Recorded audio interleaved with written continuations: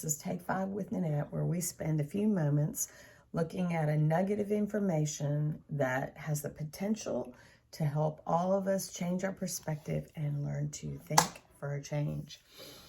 I, first of all, want to apologize for the fact that it's been a little sporadic. Actually, since Thanksgiving of 2021, there has just been a whole lot of shifting and that kind of stuff going on in my life and the life of my family. And I felt like I needed to take some time and focus on certain things that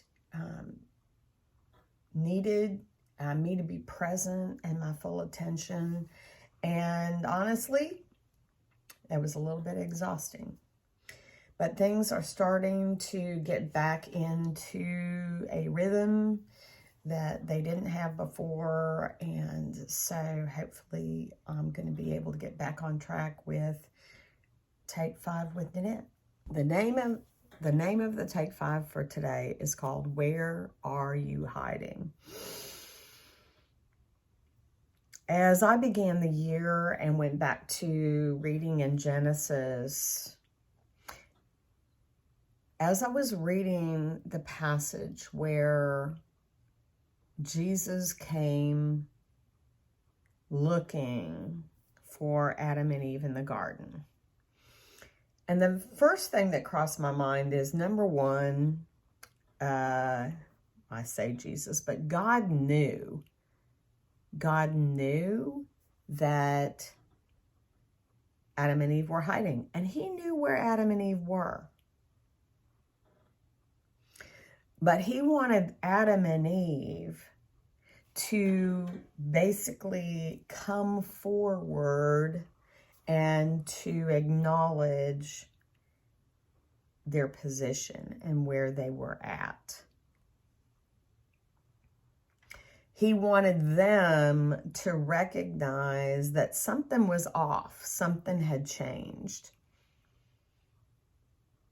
You know, as I began to ponder different times in my life when I stepped out of alignment with God's plan for my life, or for the way God designed me to operate in life,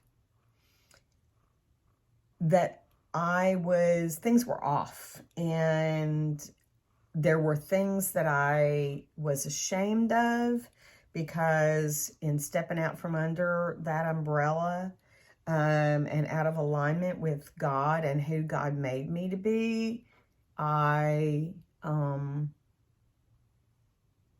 opened myself up to the enemy bringing shame. And how did Adam and Eve feel shame? They actually felt like they had to hide from God. They actually felt like they had to distance themselves from God, and then not only distance themselves, but they felt like they had to cover something up. They had to cover up their nakedness. They felt vulnerable. They felt ashamed of who they were. And boy, did times just start flooding my mind. And as they did, it's just really easy to see a pattern, a very simple pattern in our life, that when we listen to a voice other than God's, and are deceived and convinced to go another way, to choose another way, that we know is not from the Lord. And so as a result, we feel like we distance ourselves from him, and we open ourselves up to the enemy. And that's not abundant living. It's not the way God designed us to live. God created us for a relationship with Him. He created us to walk and talk with Him. You know, if you've done any coaching work with me, you know that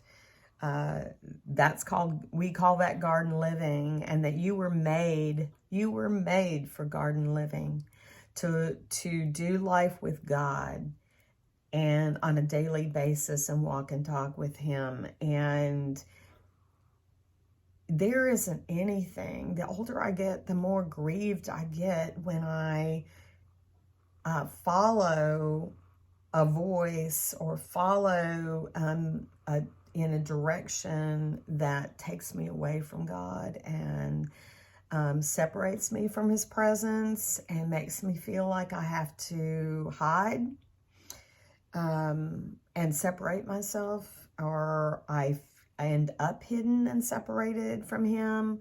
And I want to keep that from happening, because there is nothing like walking and talking with Him on a daily basis and doing life with Him.